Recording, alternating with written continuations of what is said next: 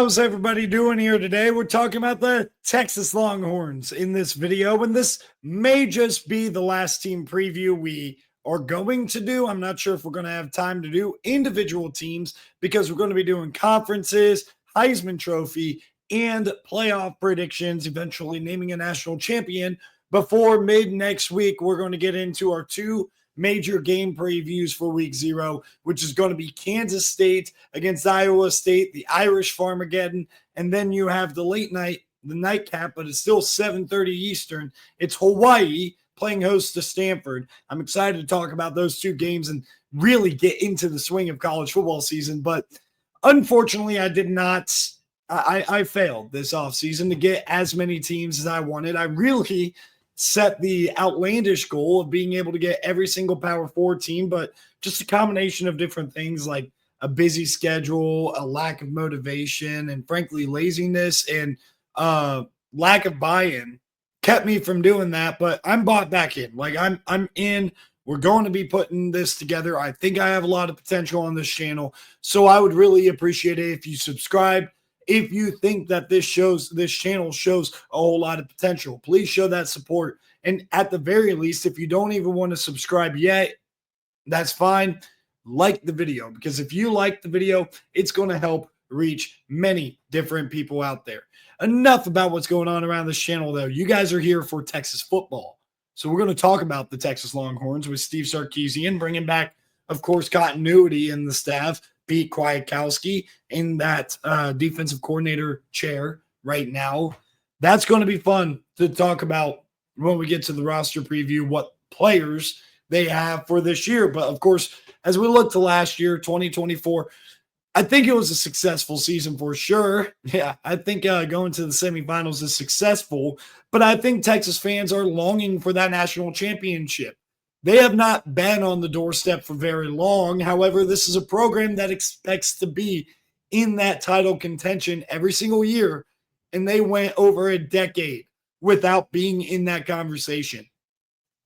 Losing to Georgia twice definitely hurts, but winning some other pretty big games, being a dominant force in the SEC in your first year, I mean, that's encouraging. Then you get to the playoff.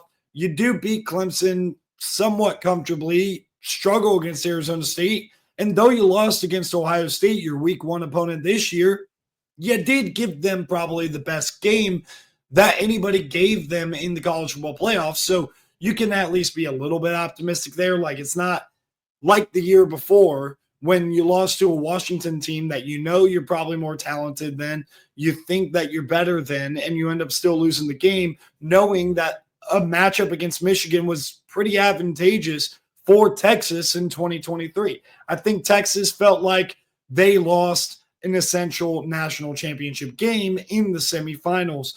That's how their fans should feel, because that's how I, as a Buckeye fan, feels. Now, when we look at the roster here in 2025, it's Arch Manning time, and he's got a lot to work with. The guys behind him are really good. You're talking about Trey Wisner. He's back for another year after breaking out onto the scene last year, being an 1,000-yard running back. And C.J. Baxter is back off injury, so very optimistic there. They also have Jarrett Gibson back, a good third down running back to kind of replace that Jaden Blue role, so that's pretty nice to see. And then when you're talking about these wide receivers, there are some question marks. Like, don't get it wrong. Now, it's not a question of how good are they. It's can they be better than last year's group? I mean, Isaiah Bond and Matthew Golden were really good players. Matthew Golden ended up being a first-round draft pick. Ryan Wingo needs to take a huge jump this offseason. I think he has. He seems like a player that's ready to be a 1,000-yard wide receiver right now in this offense. Emmett Mosley is going to be a fun player to watch in the system. He wasn't a production machine at Stanford, but he also had Ashton Daniels throwing him the football with Stanford talent all around him, and that wide receiver core was not too bad.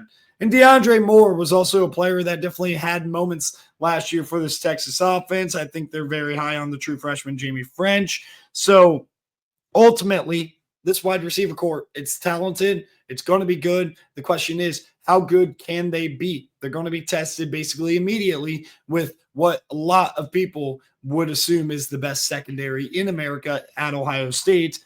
And by the way, bringing in Jack Endries from California, that's a heck of an ad in the transfer portal. I think he's a really solid tight end.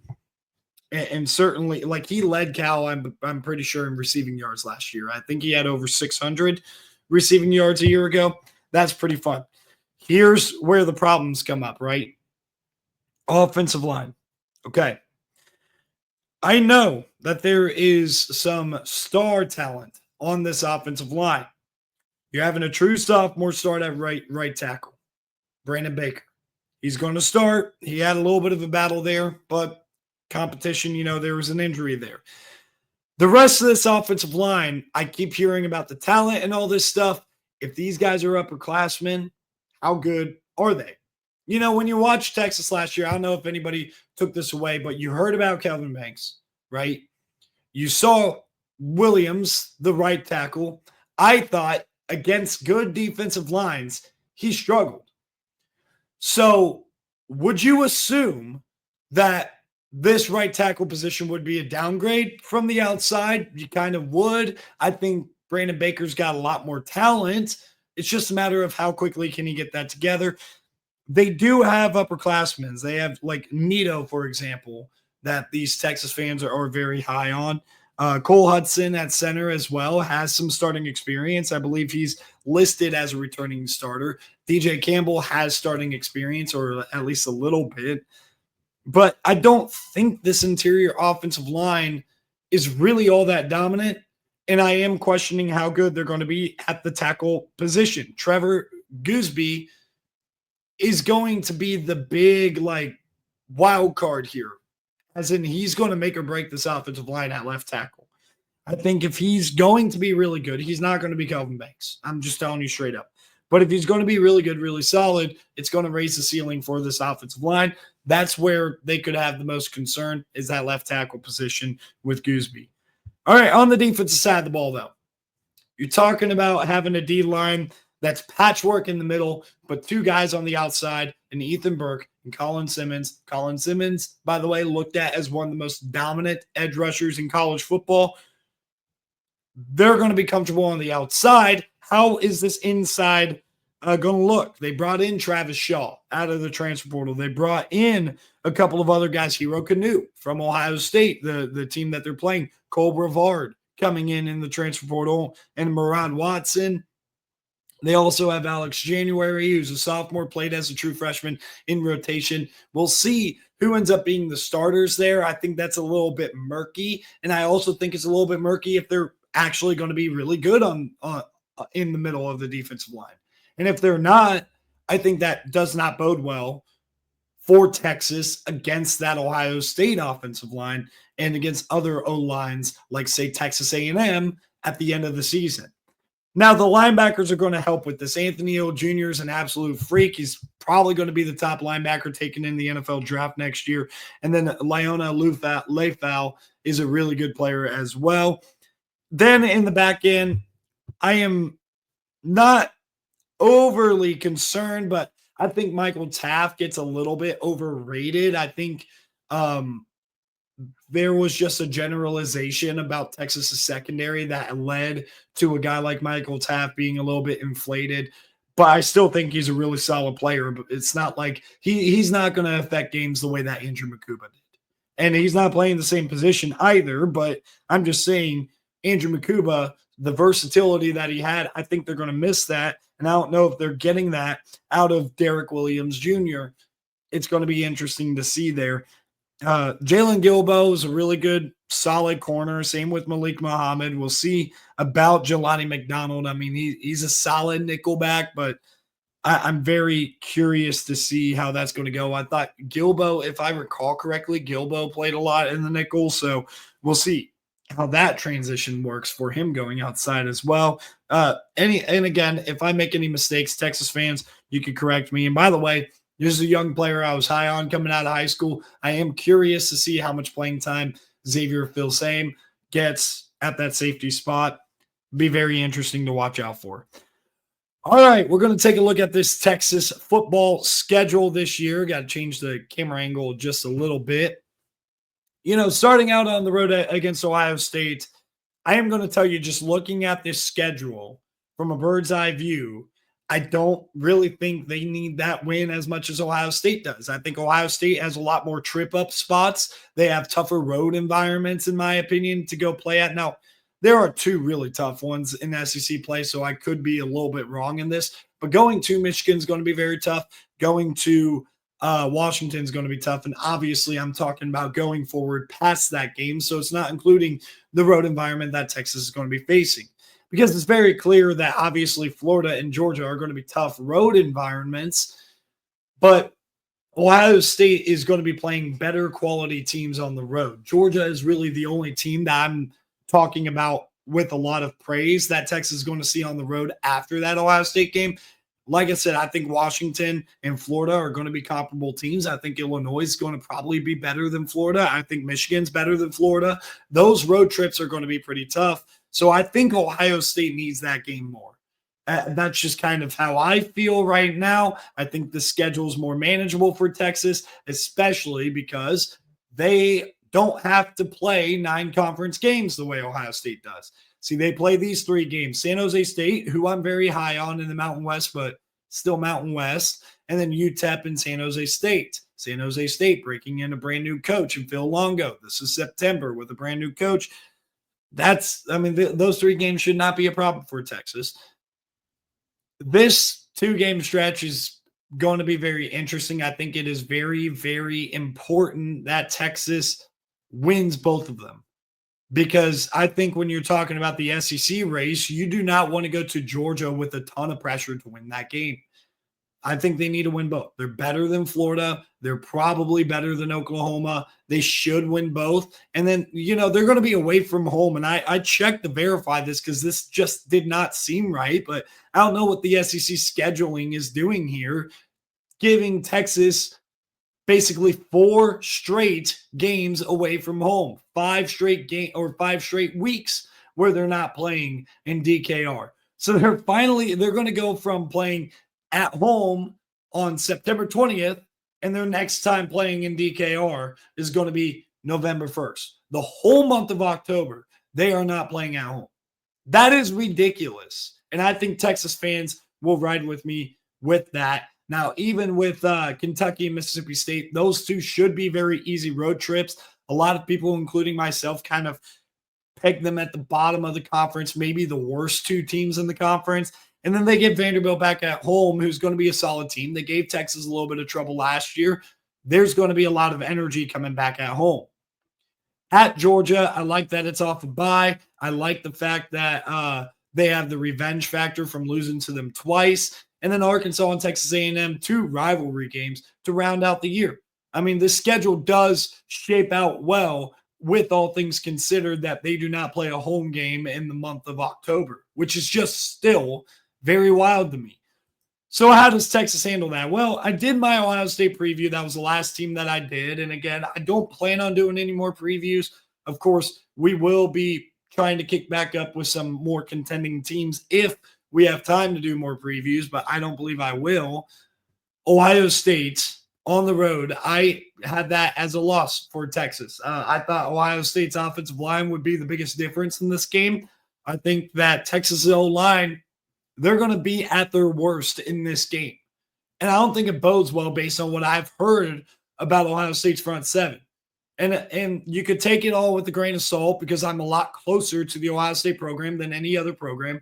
I live 20 minutes away from campus. There are certain people that I'm going to hear from just more inside the media space of Ohio State than some of these other programs. Even if I try to branch out to these other programs, I am going to hear more about Ohio State.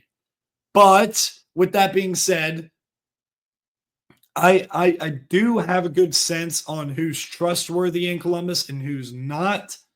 This front 7 looks really good, could present a lot of problems. And if this interior of the defensive line is going to be a problem on top of the nature, if Pete Kwiatkowski has the same game plan that they had against Ohio State in the playoff last year, I think that bodes very, very well for Ohio State. So I think Ohio State's going to win that week 1 matchup. And then Texas is going to win the rest of their out-of-conference games. Like I said, I'm very high on San Jose State. Walker Eggett is a fun player to watch, and Kenny Matalolo is really building something. I think they're a sleeper team in the Mountain West. Their conference schedule also sets up nicely. They're not good enough to compete with Texas, nor is UTEP. Love Scotty Walden, but UTEP is not competing in this game, and neither is Sam Houston. Not as big of a fan, by the way, of Phil Longo over there. Off the bye, they play at Florida. I think getting that road trip off the bye is pretty big. They're going to be a tough team. There's going to be good film on them. I think momentum, though, is going to be a little bit down on Florida. Not sure what DJ Lagway is going to look like. I think that their offensive skill is a little bit inflated and overrated, though their O-line is pretty solid. Their defense is going to be real solid, but it's not going to be a dominant, suffocating defense that's too much for Texas's talent. Texas's talent is going to prevail, and the Swamp is going to leave that day very unhappy. After that, they have Red River. I think this is a solid chance that Oklahoma could pull this off, but I kind of want to see it with Oklahoma a little bit. I want to see what Ben Arbuckle and John Mateer, assuming nothing comes from the Venmo stuff, assuming nothing comes from that, I want to see it first. And my reasoning, if you remember my Michigan preview for Oklahoma beating Michigan, was because I think the Brent Venables defense is going to confuse and fluster a true freshman quarterback in Bryce Underwood. I could see this being a tricky spot for Arch Manning, but already going through road trips at Ohio State and at Florida, I think he's going to weather through those big game storms, and I think that he's going to have a big day against Oklahoma. I got Texas winning the Red River shootout. They're going on the road to Kentucky. This should be a very easy win. I am not high on Kentucky whatsoever. Congrats to Zach Calzada for getting back in the SEC for his 7th year of eligibility. This is going to be an easy win. Mississippi State, I do expect to be a little bit improved on defense. I also think that their offense is not going to be too shabby. I think they're also going to miss some of the weapons that they did have last year on offense. Either way, they shouldn't be able to beat Texas. I'm going with Texas to win that game. Vanderbilt. November 1st, they finally get back at home. I already kind of touched on it. They're going to have a lot of energy there because it's been so long since this Texas Longhorn fan base has seen their team at home. They're going to be rowdy. They're going to be loud. Diego Pavia is talking a whole lot. They have every reason to get up for this game. I think that they're going to really dominate Vanderbilt, even if Vanderbilt's a surprise again, and they're having a pretty solid season up to this point. I think Texas is going to bury that. Off the bye, they're at Georgia. I mentioned the revenge factor that Texas has. I think their defense could potentially be better versus last year. It was very clear to me that Georgia was always going to match up well against that offensive line. But this is going to be the big challenge for that offensive line. I think it bodes well that it's November 15th. Any sort of problems they have on the O-line earlier in the season when they play against Ohio State, I think will be solved at this point. But if it's not, I'm telling you right now, the Oklahoma-Georgia games, they both get very, very scary if that O-line is going to be a concern throughout the duration of the season. Though it is a concern for me early in the season, it is not later, though. And I think that the Texas Longhorns with revenge on their mind wins an absolute classic in Sanford Stadium. I've gone back and forth on this game so many times. I kind of was like, well, that's a tough road environment, but Texas has a revenge factor that's bouncing back and forth in my mind. I am going with the revenge factor here, and if I'm wrong, that's pretty reasonable. I think that could certainly be the best chance Texas has to lose in conference play.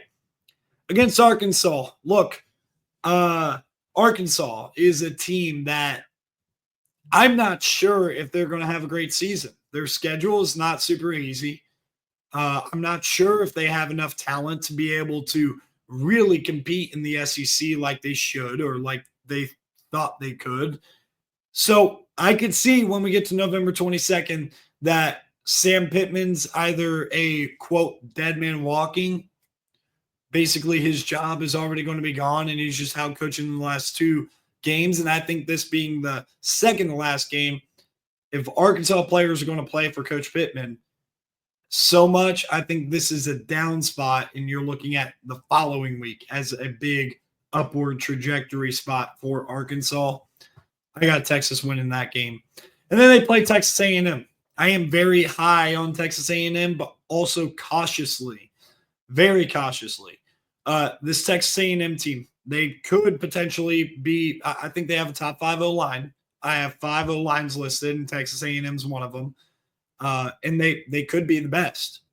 They also have a really good run game that they're going to be able to lean on, headlined by Marcel Reed and Le'Veon Moss. And I think they upgraded at wide receiver. I really do. I think they're going to be a little bit better at wide receiver with guys like Mario Craver coming in, guys like Casey Concepcion, and then just like I think that this team is going to be very, very dangerous. However, Texas, I know them in their place last year. This is a revenge game indeed for A&M. But if Texas is more talented team and they bring the energy welcoming in A&M for the first time in over a decade, I think Texas wins, which means I have Texas going 11-1, losing the opener and winning out the rest of the way, 8-0 in conference, which will for sure, this is no spoiler whatsoever, solidify their spot in the SEC championship for the second consecutive year. The question is going to be, can Texas get over the top and win the conference? That is going to be the huge question mark, and we'll see if they can do that. I think they very easily could, and I think this roster is a national championship contender that is going to be dependent on how the O-line develops. Thank you guys for tuning in. Really appreciate it. Like the video if you've gotten this far. Help share it. I'll see you guys in the next one.